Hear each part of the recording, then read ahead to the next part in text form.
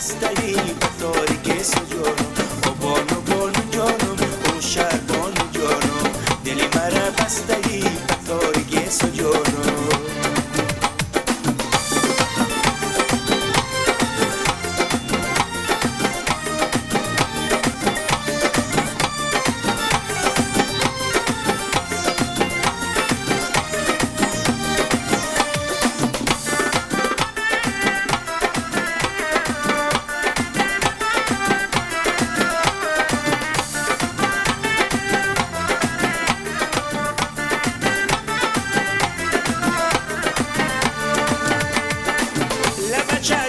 غزل نوشیده خاتون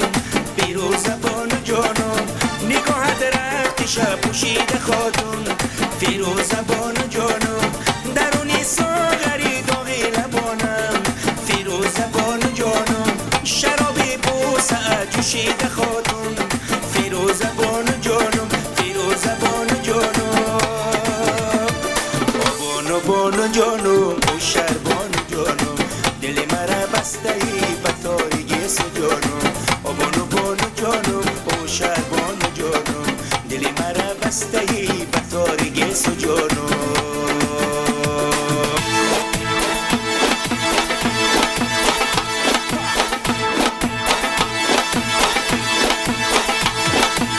باد بینن در سرم از باده نوش کردم از کفی شزاده باد بینن در سرم از باده نوش کردم از کفی شزاده باد بینن در سرم از باده نوش کردم از کفی شزاده باد بینن در سرم از باده نوش کردم از کفی شزاده دانچو اندر باده ای او خود خود دانچو اندر باده ای او خود خود بر سر آمد تابناک ساده باد بینن در سرم از باده باد بینن در سرم از باده نوش کردم از کفی شزاده چشمی جان میدید نقش بولجب هر طرف زبانی کار شاده هر دو گامی مستی عشق